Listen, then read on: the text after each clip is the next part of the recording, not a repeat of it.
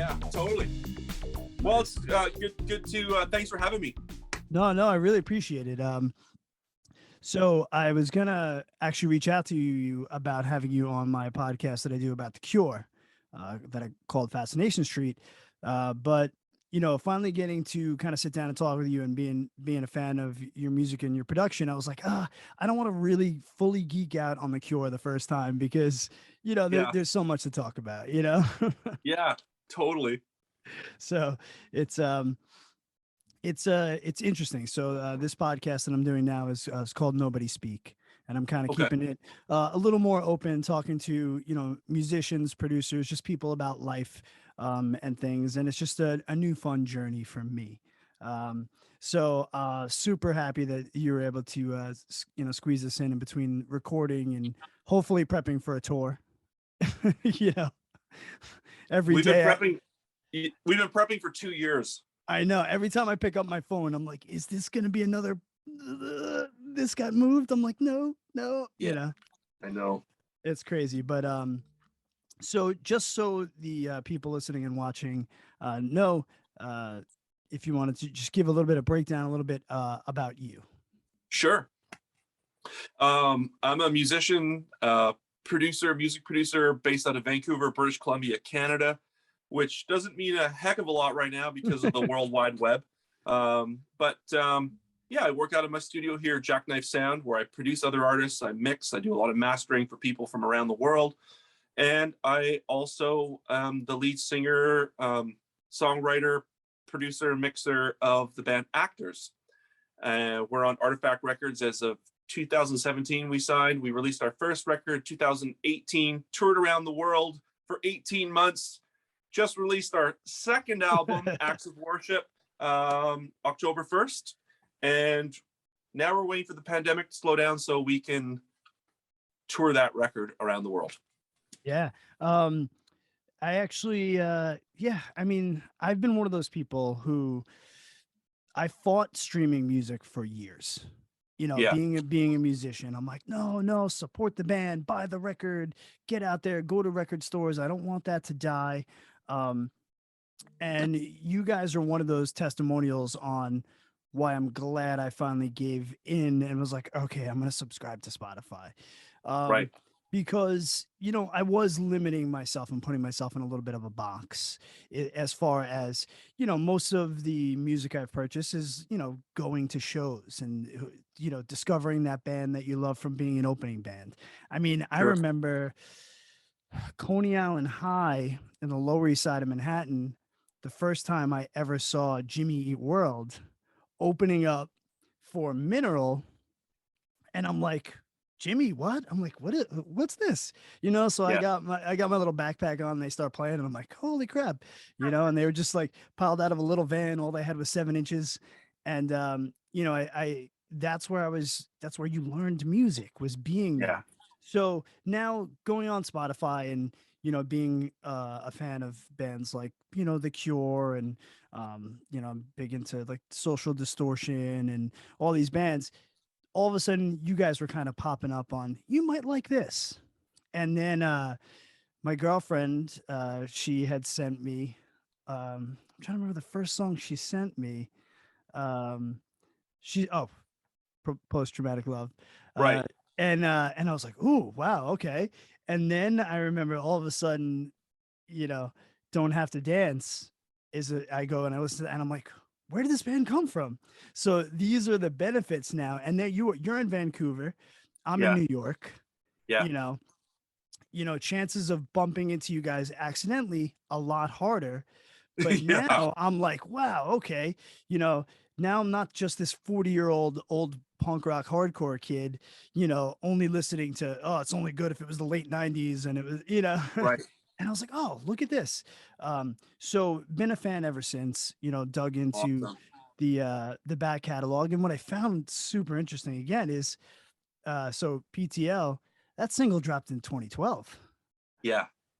So at that point, um, I know you were already doing stuff. I'm sure you played in other bands. I know Oh you yeah. uh was it Saddle Scores? Saddle Sores Okay. was the first. was the first band where, because interestingly enough, we played with Social Distortion, um, Oh, nice. and Mike Ness was super super cool and really nice. Isn't that Uh, great when that happens?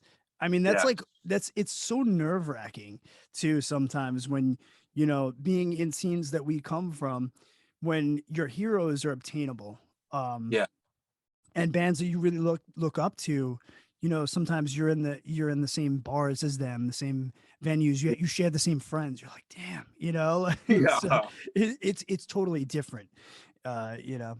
So yeah, that's so a little bit of more rockabilly punk rock sound, you'd say. yeah. We were kind of like, it was like Johnny Cash meets Pantera live.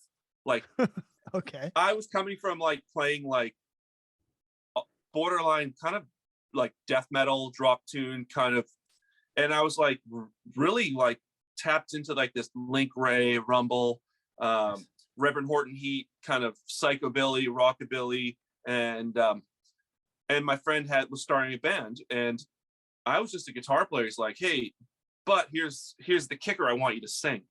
So that was my first foray into being like thinking like, oh, I'm going to be a front person. Oh, okay.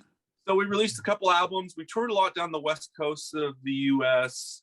And then I kind of had enough of it, and I wanted to kind of change gears. And that's when I started on the path of Actors, but it went through some different iterations.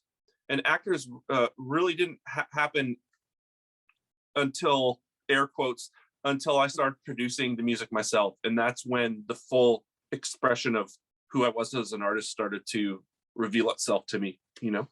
Now, on that single, how many, since you're producing it as well, it's in your studio, how many of those things did you play? Did you have the full band behind you yet? Did you write it, kind of record it, and For then grab PTL, your pieces? Yeah. it's an interest. Well, to me, it's an interesting story because that song is very pivotal for me. Um, I was coming to the end of kind of the life of my previous band, which was TV Heart Attack. Um, it kind of got away from me artistically and musically, and I started chasing what I thought would be radio success or like commercial radio success. And Mhm. I really, as a vocalist, I wasn't there yet. Musically, I still had to grow. And I went into the studio to record some songs. And the producer that we were working with, who was, producing and engineering the record, he chopped up the drums to put them on a grid for PTL, and it lost the feel for me. I was like, that doesn't sound right. So I started tinkering with programming electronic drums for PTL.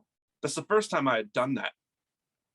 And it changed the dynamic and the sound. So I worked in some degrees. I worked with the guitar player from the band in terms of like, hey, come on down, let's do a keyboard day together. Right. Let's try this note, let's try that note. And then I'd played bass on it several times, and it's a weird tempo, and the bass line kind of like lags. So it gives this illusion that something has got a certain feel to it. So I was freaking out, going like, this sounds wrong to me. And then I brought our bass player in at the time, Ryan McDonald. He played bass on it, but I'm not sure if I kept his or my version. It's The so song long took ago about, now. It's like, damn it. but the song took about a year for me to make, Wow. and I made it in my living room, and it was really my first real attempt to finish a song that was going to be released, and I almost didn't release it. Really? But my guitar player at the time, who went on to have his own career, he's now an artist called Art Deco. Oh, Um, okay. yeah, he's a Canadian artist on Paper Bag Records, and really talented in his own right. And he pushed me. He's like, Jay, like, your demos sound really good. Stop going into the studio and spending this like tens of thousands of dollars. Just buy the gear and do it yourself. And Yeah. I thought he was nuts. And flash forward 10 years, and I've had a career for 6-7 years of producing other artists and mixing it. And I have it changed my life. Well, that's great. I mean, that song is a labor of love, and Yes, to have it be something that really not only jumped off your band's career, but your recording and producing career is pretty awesome. Because I for know sure. it's tough recording your own stuff. I mean, there is It is. nobody, being a musician myself, there is nobody that it's a bigger critic of my music than me. Yeah. To me, it'll never be finished. To me, it can always be tweaked, and that's a tough balance. Now, I didn't find out till a little bit later that you were producing this stuff, and I'm going, wow. I'm like, that's two great sounding records. Like, kudos, because that's to me is even harder than just pulling in the biggest band in the world and recording and producing their record. Um, Right. there's something so different about that. Now, you're talking 2012. I mean, when you look at your Spotify plays, Yeah. PTL's like, bounces between like 2 and 3. You know what I mean? So that song is still really Yeah. such a hit home for the fans. And I'm curious, is there a reason you never then like put it out on a full album? Do you just think I mean, I love the song. I don't think it needs to be touched, but I know artists sometimes will revisit the early songs on later albums. Is this Right. something you ever thought about or? I feel that, well, it's the 10-year anniversary this Yeah. year. Um, I definitely am trying to figure out how to celebrate that with Artifact, Mhm. our label Artifact Records. Um, so whether it becomes a part of a re-release of Reanimated or a release on its own, definitely one thing. The only thing that bothers me about it is when I had the song mastered, I said keep the master dark because I want it to sound old. And now when I listen to it, I'm like, damn, it's too dark. So I'm gonna remaster it, Oh, but okay. but I'm not going to. We're not going to redo it anything because there's just a magic to that song, and it took me a year to sing it. Like I sang that song so many times, and when I listened to the vocal, you wouldn't know it, but like just about every second word or every other line is cut and pasted to get just the exact right feel, and that made me at the time feel like fraudulent.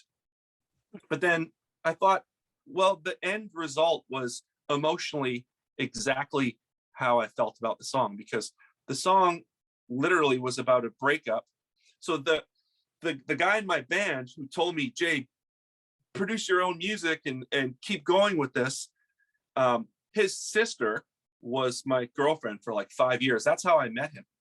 Oh, and And is she the one the song's about? and she's the one the song's about. Yeah. Wow. It's so funny how that stuff happens. But like I said, I get blown away by the fact that song was done by you in a living room, first track. I mean, it holds up to par with the other stuff. It from a production standpoint, I mean, I've heard records done at $1 million studios that still don't have that feel to it. So you nailed the emotion. It's not overproduced. It's not underproduced. Um, Right. and I'm not blowing smoke up your ass, but it's one of those songs that I'm like, this is a perfect song. Like when you hear those tracks and it's just like, yeah, I'm like, Oh, absolutely. It was such a nice. grabber for me. And you know, uh my better half, she was telling me she first heard you guys going to the goth clubs in New York City when the DJ started playing it when that single came out, and she was like, oh, what is this? And then there was kind of a period where you know, you were like kind of like this slow rolling ball of a band. So it kind of went away. And then all of a sudden, when she started hearing stuff again, she was like, oh, so that's when she started sharing with me. She's like, you're gonna like Yeah. this. Our Yeah. first date, we spent 7 hours closing down a bar talking about The Cure, Depeche Mode, Skinny Puppy, like Yeah. So music is kind of something that brought us together that we love sharing. We've had Yeah. this playlist that we just keep adding to over the last couple of years. There's a couple of your guys' songs on there. Awesome. So that's just one of those tracks. And then, I went on to, kind of dive deep into the albums, you know, pick this bad boy up on clear vinyl. Love it. Um, Thank so you. It Will Come to You is, is a record that's on constant rotation, for me. And, my buddies also have a podcast called The Holy Hour, which is about The Cure. And I was like, you guys are going to dig this. So I had sent that to them. And my buddy Gavin was like, dude, I can't stop listening to that album this year. He's like, I can't call it album of the year because it didn't come out this year. And Yeah, then that brings me kind of, you know, back around to your second full length, which made my top album of the year. So amazing. when I Yeah, ranked thank my you. top 10 albums, I couldn't stop to the point where, I monitor that stuff throughout the year because I want to know like what hit hard this year. My friends in the Red River podcast always have me on for random things like that. So I was kind of always keeping notes, and so much good music came out last year, and I found that Yeah, it was a blessing in disguise, because when I was feeling so disconnected from music, I was able to kind of reconnect and feel a little bit more alive in a time when we are almost all walking around like zombies in a pandemic. yeah, So it was needed, but also the acts of worship as an album, I think what speaks volumes is the fact that I have yet to see you live. I have yet to hear those songs live. And I'm very much that guy that falls more in love with things when hear it live. I'm a right. live kind of person, been playing music and going to shows. I'm 43. I've been doing this since I was 16, 15 years old, Yeah, So it's a difficult thing, but in this sense, people had time to listen to music. So I think it was also a benefit. So we're in this new time, and it's crazy to me. I did pre-order the record on vinyl. nice. Rumor has it from other podcasts that there's a little bit of your blood in it. Yes, Uh, and I was like, oh, that's rad. Uh, but I'm looking forward to getting that. I'm a big vinyl guy, collect a lot of vinyl records. It kind of, in the day and age of, I said to myself, if I'm going to really jump into streaming, I'm going to support bands as much as possible by buying the vinyl, right. buying the t-shirts, going to see them live, when I can. Because the days of showing up at the record store, waiting for the gate to open to buy the album are past me. And I know Yep. how difficult it is to make any money in music, you Well, know. you've touched on a few things, and I think it's a good time for me to just kind of piece this together because you spoke about we spoke about the first Actors single, and like you say, there's this gap from 2012. We didn't sign a record deal till 2017. The first, our first full length, the first release into the world proper is 2018, right? Right. Yeah. So that's not to say we weren't building up steam, but it was very under the radar. Now, um, I was a part of a local kind of like band contest thing where like we all went here in Vancouver where a bunch of bands were chosen from a radio station. We all went to like this boot camp, and they brought in social media kind of people. And yeah, I remember this 2009. Most bands weren't really internet savvy in terms of marketing themselves. Oh I would yeah. argue I would argue even still a lot of bands aren't. um, but what that did for me was it gave me a different perspective on how you could promote the band, because I come from a time where it's like I used to take down people's addresses, phone numbers, and you Yeah. would send out Crazy. mail, right? Yeah. So I used to book tours with Saddle Sores where I was on the phone. Hi, I'm Jason from the Saddle Sores. And I used to lie Yeah. and say, we just toured with Social Distortion out in Europe and we're coming in. And they'd be like, oh, really? Okay. You could Yeah. bluff people, right? Oh yeah, because they couldn't really dive deep. They couldn't Yeah. find your Wikipedia page. Yeah, right. So um, as I was building up my work as a producer, I wasn't, my mind was nowhere in the realm of like, oh, I want Actors to be a touring signed band. I actually turned down Artifact Records when they offered us, when they first contacted me. I was like, oh, cool, thanks. No, I'm good. I didn't know who they were, right? Right. But to backtrack, sorry. So for the first 5-6 years, what I was doing was is just giving our music away. It was all free. And I Yeah. was releasing like a single or two a year, and just like working on it and like shooting my own video, or like taking like public domain stuff and making a video. And I was just like, there's this kind of scene happening. Like, I first noticed it with like the KVB, the Soft Moon, Cold Cave. It was like these bands, like, on YouTube, they were like starting to get like, oh, this guy's got 1,000 views on YouTube. And Right. I started realizing that there was a whole movement of music that was basically like, screw the record industry. We're going to forge ahead and do our own thing. And there's labels that, were doing that as well. And everything happened very naturally and honestly. And there was nothing preconceived of like, now I have to make a hit song. I just was making Right. music I really wanted to make and giving it away for You're free. like, I want to share this. I want to get this Yeah. out of here and get it to someone. I mean, I And, noticed you guys right away, like your YouTube page was in 2012. So I was like, oh, they hopped right on that. So to yeah. your point, I noticed that. I was like, oh, okay. He got right on that. The song came out. Let's get it right to YouTube. Let's put it right out there. And you're also, in a way, building your portfolio as a producer, as well Yeah. as getting to get that music out. Yeah. Absolutely. I was literally like, oh, I want to release more Actors music, because every time I release a new single, someone asks me to work with them. Right. Yeah. Yeah.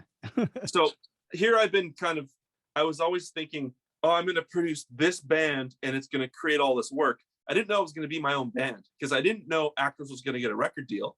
I also didn't know Actors were going to go on tour everywhere. And I didn't know that the record was going to be the success it has been. And the new record's a success too. Every day I go on Bandcamp, I just go on, have a look. Pretty much every day it will come to you, sells multiple copies. Still, since 2018, it's been Wow. nonstop.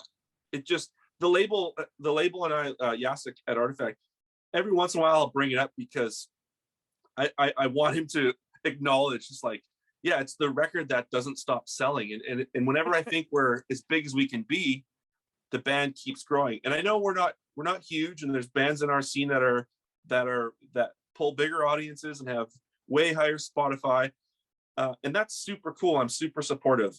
But what I have seen with us, with all of our analytics, with everything, the trend continues to grow, and I'm proud of that, because it's done very grassroots, and our fans are our friends. And we're not creating like a fickle fan base that's like, once the label stops pumping money into the promotions, the band fades away into obscurity.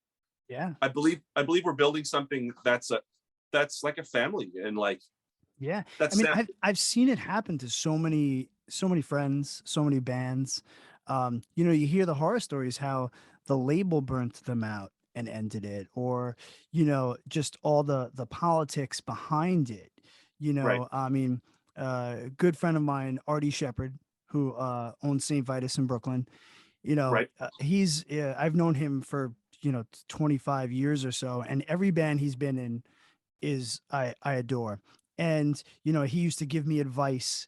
um I'll never forget, like, sitting in his apartment in Brooklyn when we first started Take It Back Sunday, which I was, originally the lead singer, and him giving me like front man advice, like a big brother, Yeah. but then sometimes, I mean, I hear the stories and the struggles. His band Aerotype 11, you know, uh, just kept hitting walls, and then they break up, then he starts, his next band, Instruction. They get the label deal. Then the label gets bought out by another label. So now these new guys come in, and they're splitting up who's going to stay on and who's not.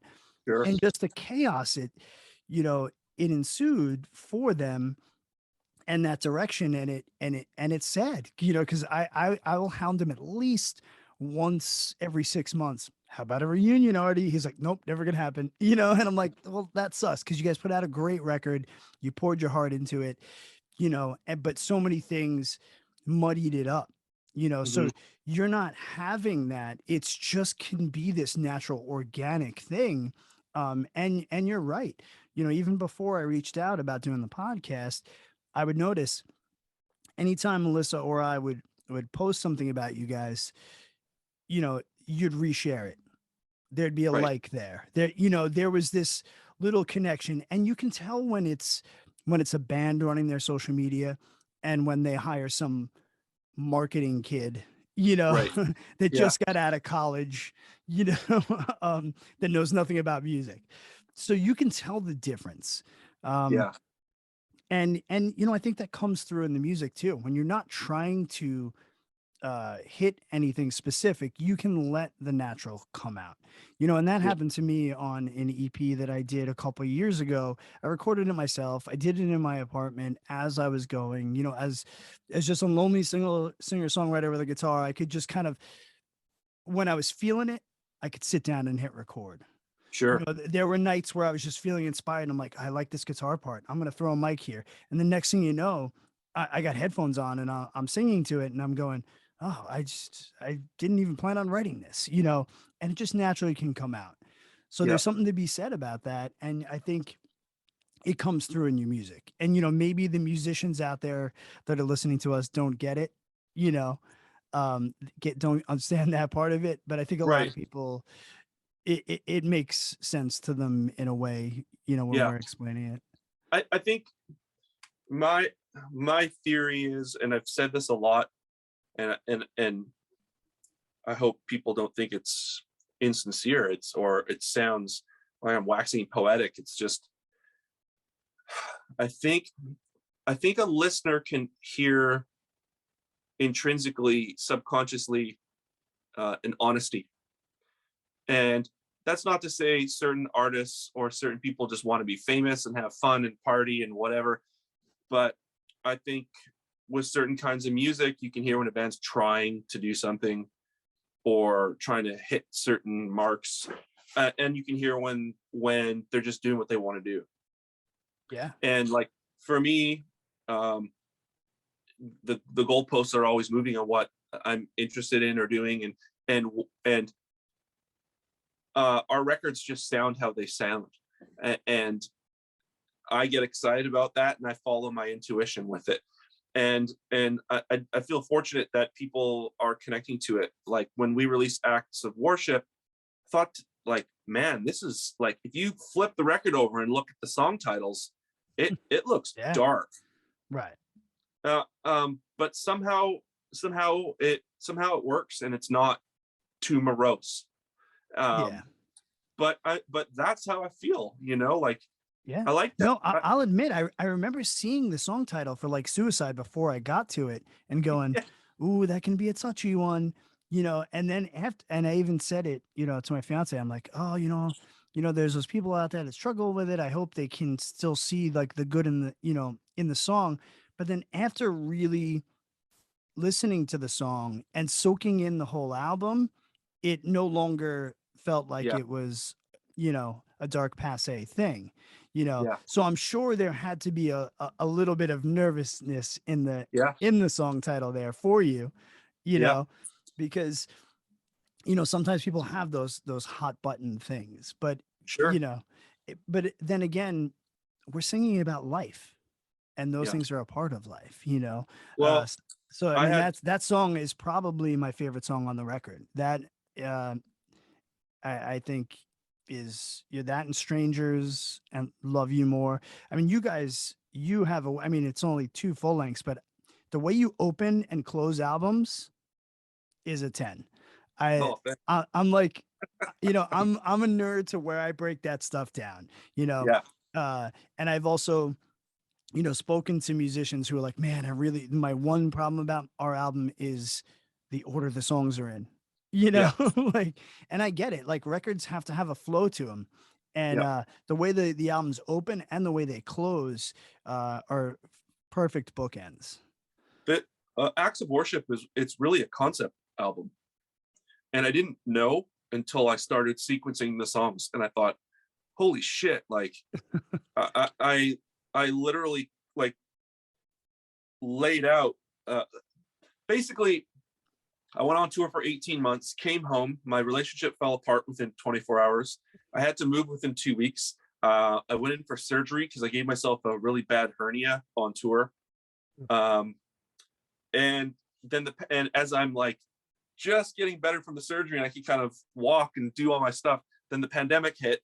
And so I was in a real weird mental state of mind. And I was about halfway through the record. And so I was kind of writing a lot of lyrics and going through a lot of the feelings. And when you look at the record, it's like, it starts with Love You More and this kind of optimistic, and then it just slowly goes through these different emotions. And like Suicide was that contemplative, like, why do I keep doing this to myself? It's like I keep hurting myself by giving myself over to these feelings, but yet it's celebrating it at the same time. It's like the whole album is somehow like, and I've said this before, it's like you dance with that darkness or it swallows you. And the last song, Once More with Feeling, it ends with that robot. My voice sounds very robotic and it's detuned and it's out of time, but it's saying, once more, again, once more with feeling, and it's really about, okay, let's try this again. Let's try this again. The song feels like it's literally falling apart, which is how I felt. But there's still that shred of optimism. Yeah, I mean, and that's the thing about, lyrical content and concepts. Let's be real. More people understand the hurt part of love than they do the amazing shine. Yeah. Everybody can connect with that in a way, and it's important. I think everyone's felt that, and everybody sometimes needs that. I've talked about it in length, with friends in regards to to The Cure, and they're like, oh, when I'm really sad, I need to listen to like pornography, like and I'm like, I get it. Sometimes when I'm down, I need the down music to just embrace it and not let it, not ignore it. I'm not the guy that's like, I'm really depressed, so I'm going to throw on Wild Mood Swings and dance around my living room. Yeah. I'm more, let me embrace it so that I can get it out. Sure. So that's why, but those songs are also, great in any time, but that's one of those things about music that makes it the international language. That's why people can connect with it when they don't speak English. So it's such a powerful tool. Now it's got to be fun for you as well, because now you've kind of spawned off and got to do something else, and that would be working on the Leathers EP. Right. Yeah. Which again, we mentioned on the Red River podcast, because we had to give it an honorable mention because it was so good, but we were trying to cover LPs, and definitely wish the album was longer, and looking forward to more stuff. So can you share a little bit about that? Sure. Yeah. I'm working on several records right now. I'm working with a Vancouver artist called Louise Burns, who's fantastic, very pop, but darker pop.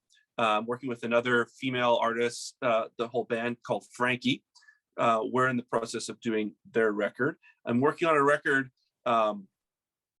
with an artist, Bo Wheeler, who's also doing a real kind of poppy record. Okay. So I only say that because if by chance any of them are listening, I don't want them to think that, my whole world has just been Leathers. We've been all working on these great things for the past year or 2 years. And so there's all this great music I'm super excited to be working with, and with people kind of outside of the direct wheelhouse. Now with Leathers, this is the record that her and I were planning on making before she was even in Actors. But Actors really took over our lives. And yeah, we've just been kind of feeling it out and trying different things and kind of extrapolating the emotions of what Leathers is. And it's It's going to be a fantastic record. Shannon's voice, something about it. When I saw her performing covers on Instagram, that's Yeah, how I really? discovered that. I was like, I knew who she was in Vancouver to like say hi in passing, but when Yeah, I yeah, saw her playing on Instagram, like with this acoustic and doing like, like a Depeche Mode verse and chorus, and I was like, holy shit! Like, yeah. there's something about her voice I instantly liked, and I think if people like the EP, they're gonna love this record. Um, it's a sensual, uh, beat heavy, really cool record where we hear a lot of Shannon. The three of the songs from the EP are going to appear on the record because we're doing vinyl, and I know people want those songs on vinyl. Oh yeah, for sure. And then there's going to be 7 new songs, and they're just they're turning out fantastic. And Shannon, we were discussing this just this past week, was with actors, there's always a bit of a dissonance or a darkness or a twist that's part of my personality that kind of seeps its way into that music. Whereas with Shannon, I feel like that's not quite there. It's dark, but it's sensual and sexual more Right. than like macabre, or Yeah, I mean, not that and actors is like goth or anything, but you know what I no, mean. yeah, yeah, of course. I mean, yeah, that definitely seeps through, um, because there's this like beautiful but kind of, I don't even want to say rough, but there is this like there's an edge to it with the softness and the beauty, and then the dark undertones that really just creates like a good palette, and Right, that's some of the best music is a mixing pot. you right, know Anything too straight and direct is just yeah, okay. I mean, that's the thing. Even as we circle back to, let's say, Social Distortion. So Mike Ness was like, yeah, I love Johnny Cash, but I also love the Clash, and I love that, right, and it's just that working those different things together, and when you just have the right recipe, right. it's just there, it. You know, That's some of my I know, favorite music. I know a lot of people, when they describe our music or they review a song or a video or one of our records, they'll say, oh, I hear this band and that band, or this band. And it's funny, it'll be like, sometimes it's Ultravox, sometimes it's Roxy Music, sometimes it's David Bowie, sometimes, oh, I hear elements of New Order or Joy. It's like, but they always say, but it's own thing. And that's where it's like, I didn't set out with actors to be like, oh, I want to be a part of this scene. I didn't know that this scene existed. I didn't know that we were going to go out to Germany and like, oh, there's a bunch of bands that sound like bands from the 80s. I didn't Yeah. know. Yeah, right. Yeah, exactly. I Again, just because when you're starting it, this is really, I mean, social media was out there, MySpace and Friendster and right, all that, but it really hadn't fully hit, um in the aspect that it is now. Like now, like right, it's just, you can discover music faster than you ever thought. I mean, yeah, before you can, take a sip of your coffee, you can find 3 new bands, and sure, it's so amazing to me. But, that's the thing, being a huge music lover, hearing you guys, I didn't immediately associate it with any specific band. It did have a thing that stood out on its own, and I think that's what really made me gravitate towards it more, because I right, wasn't, I wasn't going, oh yeah, Depeche Mode, I'm up in, it just had this thing, and that's what it should be. Yes, we're gonna hear influences. I mean, as sure, musicians, we know there's only certain amount of chord progressions. They've all been done. yeah, It's just, again, how you put it together. It's Mexican food, right? It's all the right, same ingredients done a million different ways, and then it's all good. It's just all, put together yeah. differently, and it's the way you That's put it together. that's why I really took a liking to Bootblacks. Um, we somehow ended up on a couple shows together. One was in Portland at a festival, Out from the Shadows. from Out of the Shadows, and then we played the WGT in Leipzig together. And both shows we were like kind of one after the other. And so I So it started just talking to worked them. out. Yeah, it just worked out. We became friends very gradually, really. And from when I first heard them play, I thought, huh, okay, they're doing what we're doing. It's different enough that we can still hang. Right. Yeah, yeah. They don't sound like a But cover band of us, so we're good. yeah, but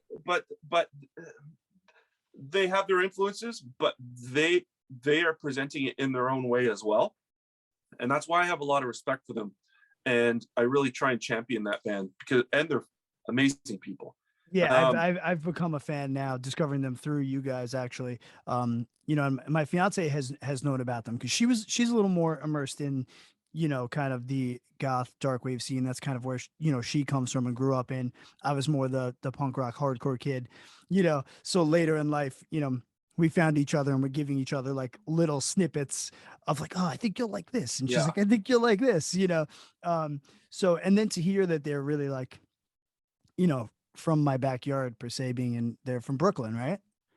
So I was like, all right, so that's cool. So once everything starts opening up, I'm looking forward to going to see them for sure, with them being in New York. And they are fantastic live. Yeah, I'm looking forward to that for sure. Now we talked a little bit about social media. I've got a fun question for you. Sure. So back in the MySpace days, what was your song in the background? Remember, you could add a song to your background. Oh, What would man, be what's your go-to? Can't remember. I can't remember. But if I was to go back in time and re-pick the song, probably like Ashes to Ashes from David Bowie. It'd be like that or Nice. Scary Monsters. Oh, yes. Our dog's name is Bowie because we're big Bowie fans. So, I wonder how many dogs are named Bowie. oh, I bet I should start like a MySpace group. Dog's named Bowie. Dog's named Bowie. It probably grows so fast.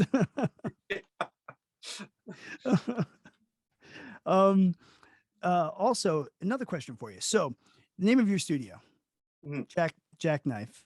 Okay. Yes. Also, an actor's song. What came first? Right. The song. Okay. Yeah. So that song then, was the inspiration for the name of the studio. Well, we did the song, and then my friend from Northern Light Records, who initially put out our 7-inch, which is, it was it's just a one-man kind of hobby label. Right. But really, really nice guy, super, super supportive. He helped me press that first 7-inch. He did all the artwork. He designed the knife, the logo. Oh, okay. And I liked that logo so much. I was like, I'm going to call the studio Jacknife Sound because we already have our branding. Right. Oh, and yeah. I could just take the shirts and, do whatever. And it was really tough naming the studio, like, because I really didn't know how it was going to exist in my world. Like, it's only about 300 square feet. So it's not like it's like a professional studio where like a whole band comes in and you track drums and like you have a big board. It's very much a production space and a creative space. But what I found over the years is that size doesn't matter. It's how you use it. Absolutely. Yeah, no, it's man, some of the, I've recorded in huge studios and I've recorded in garages, and there are sometimes now I step back and I'm like, if you blindfolded me and put a gun to my head, I couldn't tell you which one was done where because of the technology. And you're right. So God, I remember, you had to save up to try to record a few songs, and it was every penny every band member had. I used to have this joke, and I'm like, well, why ska started? They were like, we need more band members so we can pay for a recording. So yeah, let's just add a horn, add another horn. I was like, yeah, it was really easy because they had 10 guys splitting that studio or 10 guys splitting the van cost. That totally makes sense, and it's so funny. Well, but it's great what you can do now. Oh yeah. Before releasing PTL, the last EP I made with my previous band, it was 6 songs, I think. It cost me $25,000. Crazy. And I go You could back buy and a listen car to for it. that. Go, sorry? You could buy a Buy a car car? for that. Yeah. Oh, for sure. It's insane. Yeah, it's like, I've sunk that into my studio probably 7 times over, but it's an investment as opposed to like, I bought the producer a car, from that EP, right? Exactly. So And now you can it's, I mean, those guitars aren't depreciating in value unless you snap the headstock off of them, and exactly. it's always going to keep rolling as you're recording. I mean, it's the best investment you can make, for sure. Now, Yeah, speaking of gear, um, from a guitar standpoint, sure. which one are we busting out? Oh no, Okay. I thought you were grabbing a no, guitar. I'm all about guitar gear. I'm a guitarist, so Oh, yeah. I mean, I was taking a look at some of those Yamahas. the Uh, Revstar. yeah. Yeah. I unfortunately never gotten to play one, but I've always been a huge fan of their Art Core series, their hollow bodies. Oh yeah. I tell people all the time, I'm like, if you can't afford to buy a Gibson 335, do not waste your money anywhere else but on a Yamaha Art Core series. Yeah. Back in the day, being a musician on and off from touring and doing things, I had that Guitar Center job, so Right. I got to just sit down and play them all, I loved it, man. When it would snow here in New York, I was like, yes, I'm going to sit in that acoustic room and I'm going to play the $4,000 vintage Martin and I'm going to write a song in peace and quiet, but Yeah. yeah, their guitars I've always been a fan of. Even one of the acoustics I always go to was a $300 like hardtop Yamaha that I eventually Sure. put a Fishman pickup in, and I can literally let that guitar sit for 6 months, pick it up, and it's in tune, and I I love it.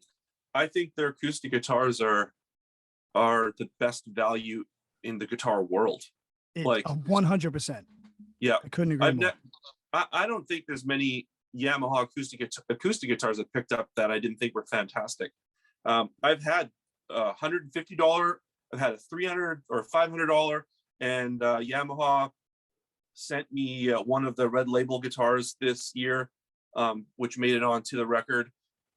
They've been really supportive of what I do here at the studio, and I'm telling you, like, this guitar that they sent, it's not it's about $2,000 guitar, but it outshined every guitar. Like I played the Taylors and the Martins and the high-end the Gibsons, and I was like, this thing is nicer than something that's 2 or 3 times more expensive. Yeah, it's unbelievable what they do. I mean, and they've been a company for so long. I mean, Yeah.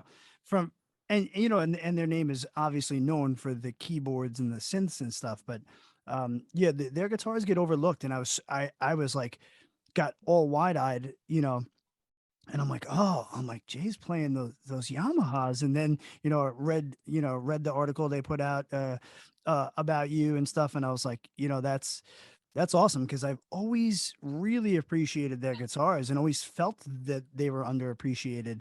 Right. And to see, and now I'm going and I'm watching, and there you are playing them, and they're getting played on this record and I'm like, oh wow, these things are killer, man.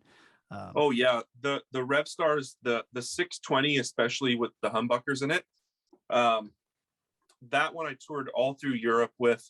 I still use them in the studio a lot. They're kind of like, I would say they're like a Les Paul, but not quite as heavy. They have jumbo frets. They just sing on every fret. I love them. But live, I went to a Strat because when I had my hernia, the Yamahas were hitting me right where I had the hernia, and they were just heavy enough that after like 20, 30 shows, I could feel it.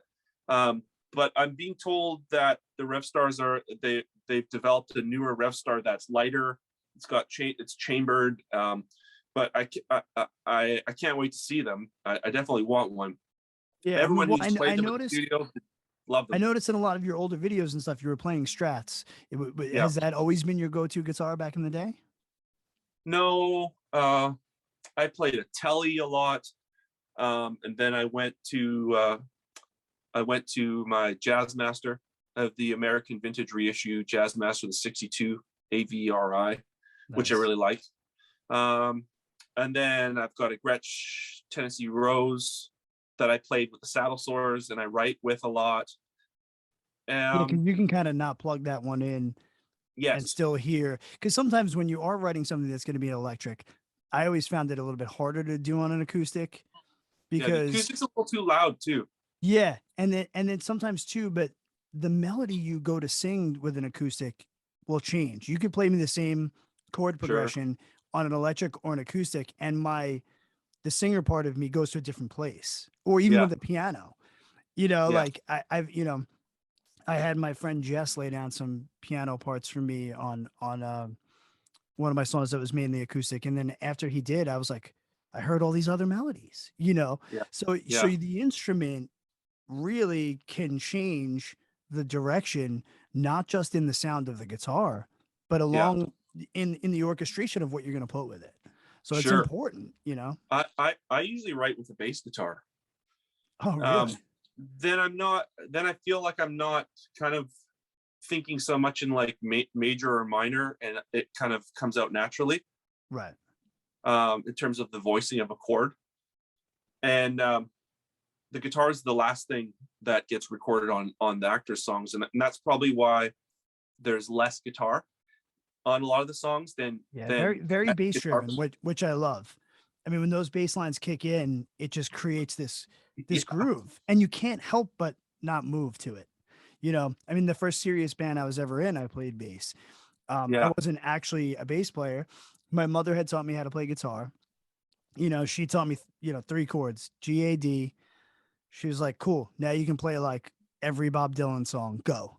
You know, so I yeah, learned how to play "Blowing in the Wind," and I took it from there. But then this band called Scarab that I loved. They had a girl singer. They had this different vibe about them. They weren't punk. They weren't hardcore. They were their own thing, and I became a fan. Then they were losing their bass player, so I just lied and was like, "Yeah, I play bass," because I played guitar. yeah, And I ran home, and my younger brother had a guitar. My mom bought him because he complained that, oh, well, you buy Antonio a guitar and you teach him. So I snagged out of his room. He never plays it. I borrowed a friend's bass amp, and I sat for a weekend with a four song demo and right, headphones cassette and learned how to play it and yeah, just kind of like cheated my way into my first band. You know, and we toured across the country, and it really changed my life.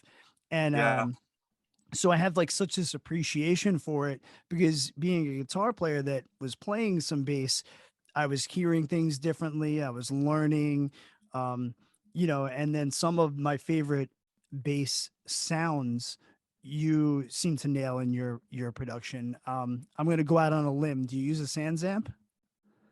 I do. I use the rack mount VT bass.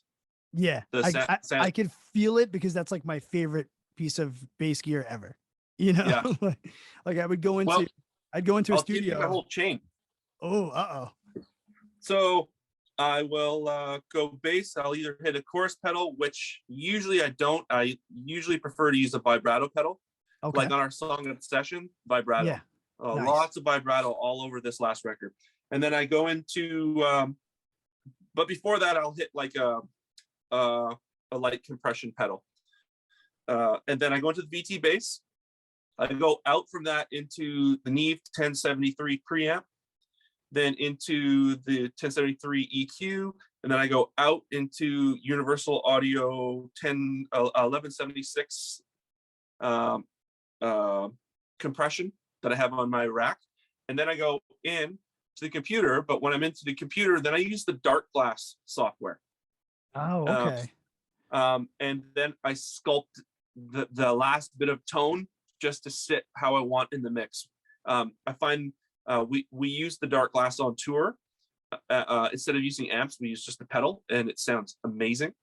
And Oh, so I thought, I stopped using a bass amp a while ago. I was like, yeah, there's so many great DI pedals to go into that can help with that sound and then just going straight in. And oh man, I used yeah, to lug around an Ampeg A10s cabinet and an yeah, Ampeg head. And it's probably the reason that in my 40s I have a bad back because I mean, I literally lugged that thing all over the country. sure. Unbelievable. It weighed Yeah, twice as much as I did. we don't use any amps at all. Riss, you don't even have a guitar amp. No, I use Wow. the Strymon Iridium. Okay. That's great. I mean, Yeah. it makes it a lot easier too, uh, for you guys when you're flying into places. Cause I Oh mean, yeah, forget about dealing with lugging amps, cause then it would just be lugging the head and then you'd show up at some bar in Arizona and they're like, yeah, that Marshall cabinet works, but the top right speaker is a little fuzzy. yeah, yeah. Well, the one thing I wish was is that we had budget to like have Adam's drums flown around. Oh Um, yeah. Cause so yeah. that's our backline is basically, when we book a show, it's like, okay, we need a five-piece kit. He brings his breakables and his snare. And then we need a stand for Shannon, and that's it. Like, I have a guitar on my back, the pedal board goes in my suitcase, and I get on a plane. There you go. But yeah, that Strymon Iridium, that was a game changer. When I was on tour and uh, I heard about it, saw it online, ordered it right away, had it sent to the studio. So when I got home, I had it because I was like, finally, this is the technology exactly Yeah. how I desired it. Yeah, what you wanted to hear, how you wanted it packaged, has got to be, you know, Yeah, such a blessing to do. Because I mean, it's not easy. People have this image in their mind that you're always in a 5-star hotel, and like they watch, these movies, and you're always in a bus, and you're pampered, and you have.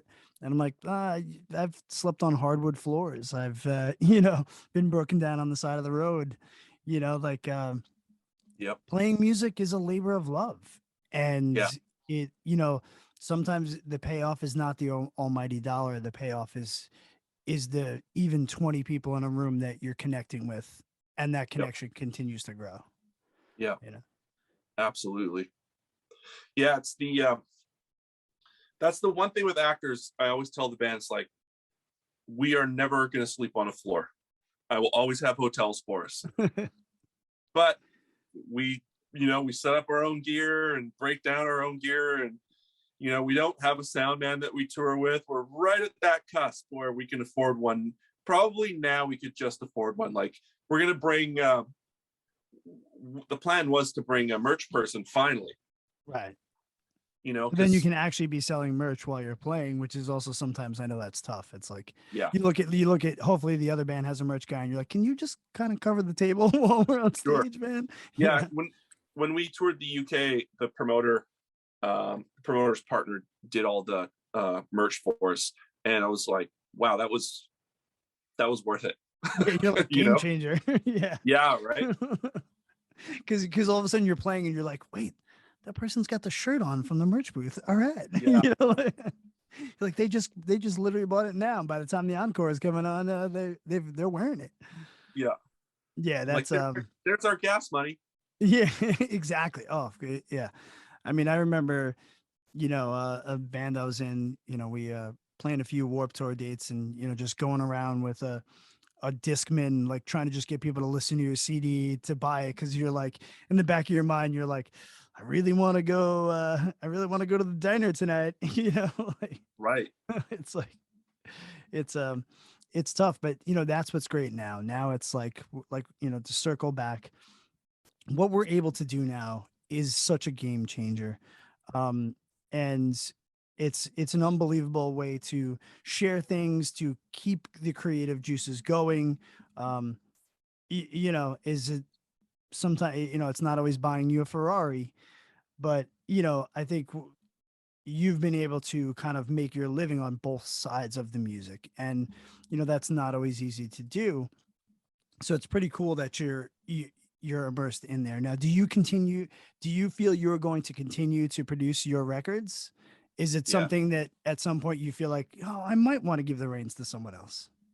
Well, it just wouldn't make any sense. The way I write the songs, I collaborate with myself. Like I start the song, I come back to it, and then I'm like, I kind of get excited to do something different. It's just part and parcel of everything that I do. The production is part of the songwriting to me. Right. So yeah, I can't see that happening. Well, I mean, I guess if it's not broken, don't fix it, right?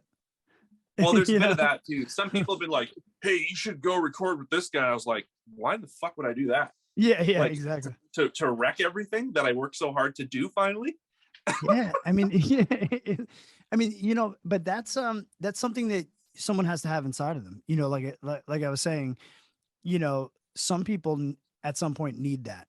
Yes, absolutely. Sometimes some people do need to let go. I remember, I'm a big fan of Butch Walker.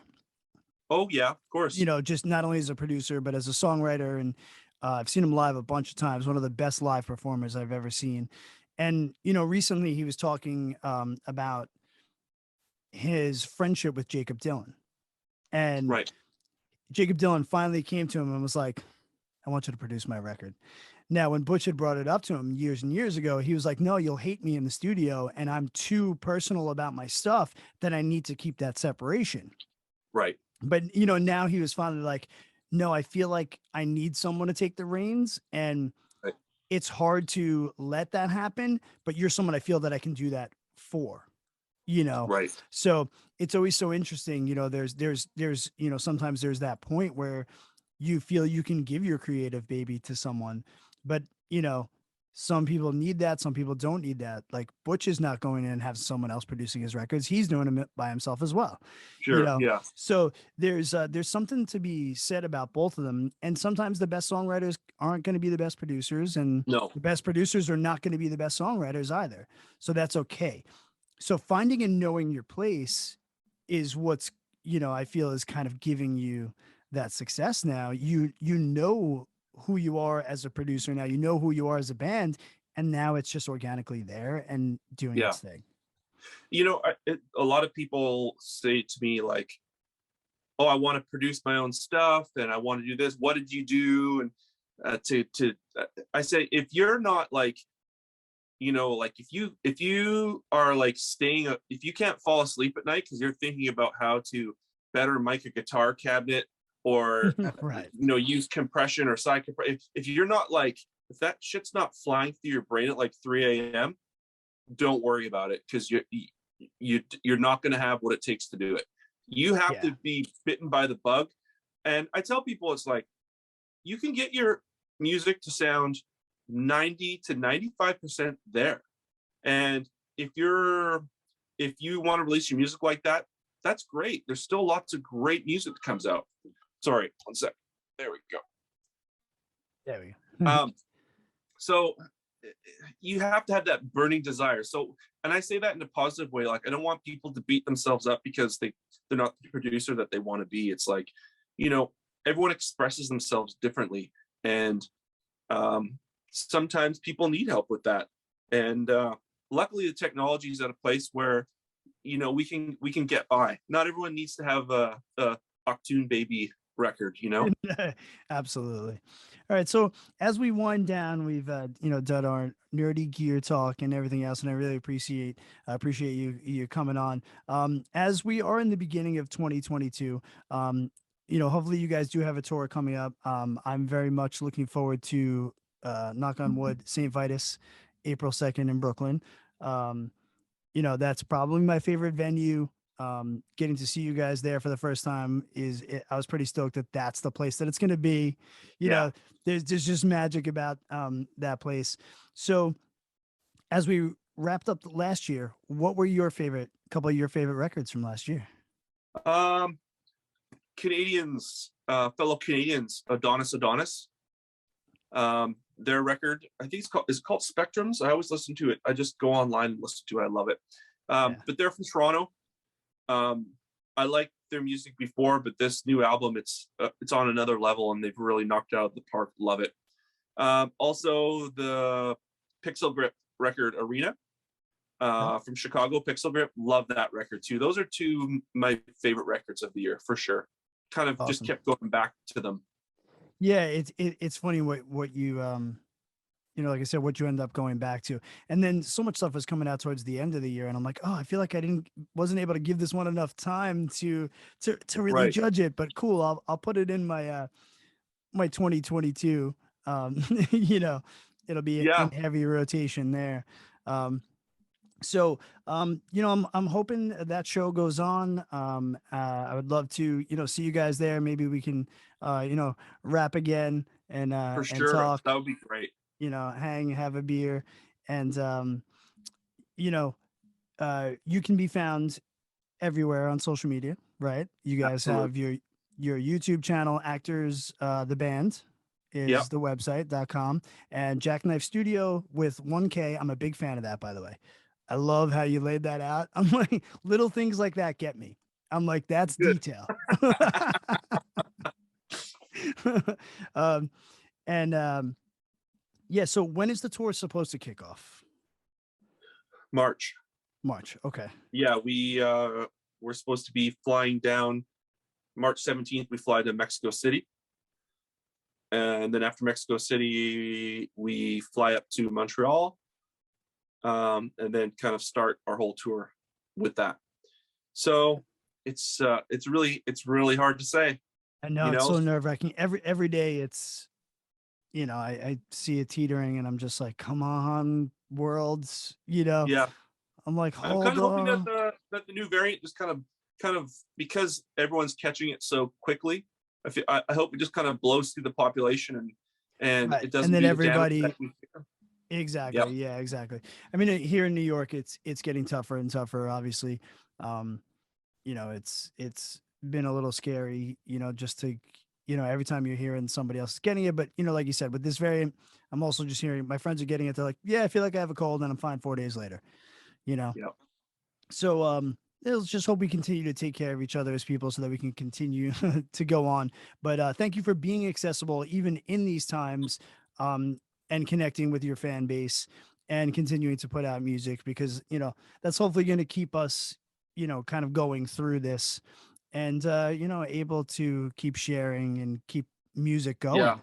It, you And know, the music videos have been great for that too. I've been putting them up on my TV and I'm like, all right, at least I feel like it's more than just spinning the record on the record player.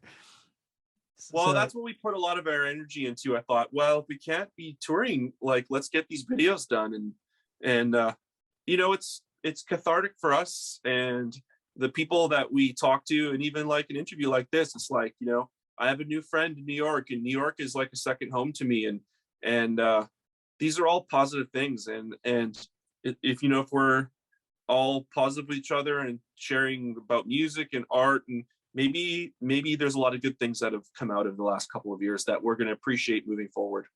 yeah, and that's the thing too. That's where I want to see us get to.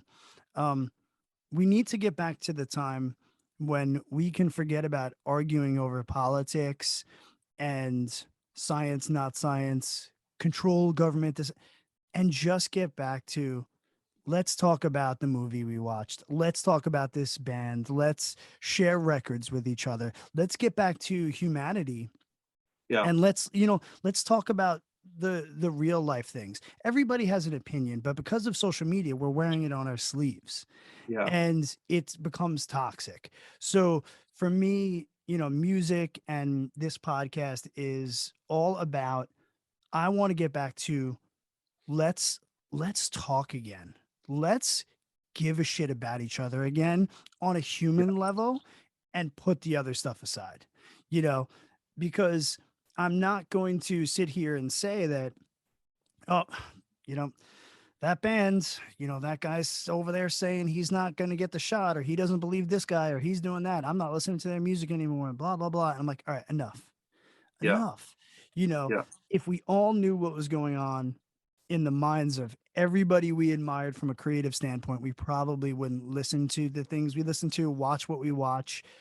At Yeah. the end of the day, where we can still find connection again. Absolutely. We can still be people again.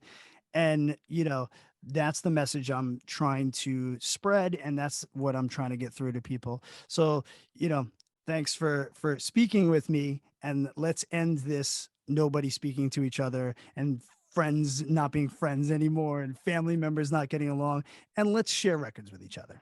Awesome. I love it. That's it. Thanks That's for what I'm having looking me. for. All right. So hopefully I will see you in April with the rest of the band. Yep. I will be there with bells on, and we'll hopefully chat again, and then maybe we can chat about The Cure some other time on my other podcast. I would anytime love to. All right, my friend. Take care. Be Okay. safe. Okay. Take care. Bye. Bye.